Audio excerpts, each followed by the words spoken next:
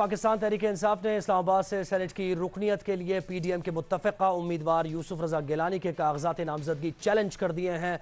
यूसुफ रज़ा गिलानी ने senate election में PDM के मुश्तरका उम्मीदवार वो हैं और इस्लामाबाद से सेनेट की नशिस्त के लिए पीटीआई के उम्मीदवार फरीद रहमान ने यूसुफ रज़ा गिलानी के कागजात नामजदगी चैलेंज किए हैं।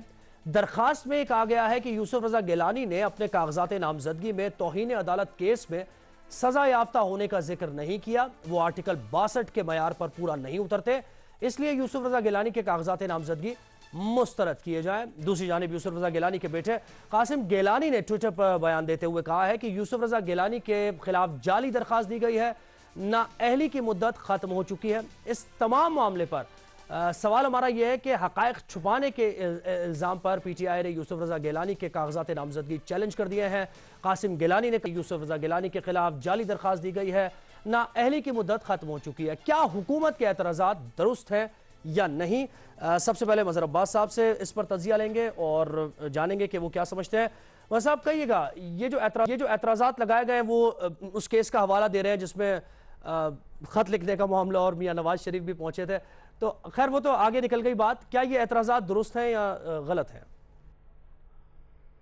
देखिए, ये तो अगेन फिर लीगल सवाल आ गया ना, तो आपने पहले उधर करना था। लेकिन मैं इस सवाल का जवाब देने से पहले इस मौके से फ़ायदा उठाते हुए, पाकिस्तान में पीएसएल शुरू हो रहा है।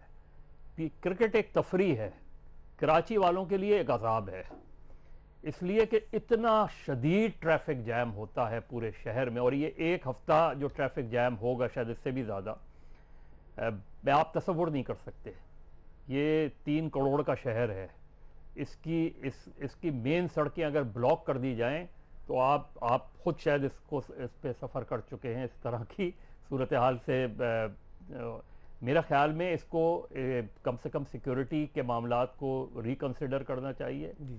वरना इस शहर में देखिए, सिक्योरिटी कंसर्न्स दोनों चीज़ें होती है। ट्रैफिक जैम होता है जब भी सिक्योरिटी कंसर्न होता है, इसलिए मेरा ख्याल है इसको इस सिचुएशन को रिव्यू करना चाहिए, कुछ रास्ते खोलने चाहिए, वरना कराची वालों के लिए बहुत बड़ा आज़ाब है। अच्छा, इसमें बता, लीगल नहीं आपसे ये जी बिल्कुल, ये लीगल, थोड़ा सा इसको मैं सवाल को रिफ्रेश कर दूं मैं सवाल ये है कि क्या वाकई एक थ्रेट यूसुफ रज़ा गिलानी को समझा जा रहा है हुकूमत की तरफ से और उसी के खिलाफ ये हिकमत अमली बन रही है, क्योंकि वो समझ रहे हैं कि वफाक में हो सकता है कोई अपसेट हो जाए?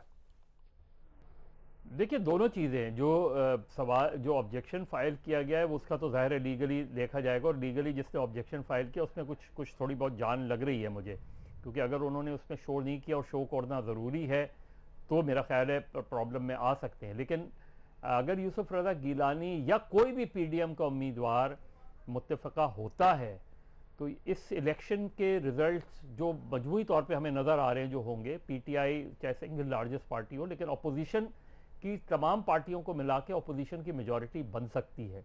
और अगर अपोजिशन की मेजॉरिटी बन गई और पीडीएम में इत्तेहाद बरकरार रहा, तो अगला चेयरमैन सेनेट पीडीएम का हो सकता है। और इसके ज़ाहिर है इसी कैलकुलेशन को सामने रख के वो सोचा जाएगा। अदम एतमाद हो सकती है, नहीं हो सकती, वो एक अलग बात है। लेकिन पीपल्स पार्टी या जरदारी साहब अगर ये इस चीज़ में कामयाब हो जाते हैं, तो वो ये केस अपना बिल्ड करेंगे कि हमें तहरीक में नहीं जाना चाहिए, जिस तरह मैं शुरू से कह रहा हूँ। वो ये भी केस बिल्ड करेंगे कि हमें लॉन्ग मार्च नहीं करना चाहिए।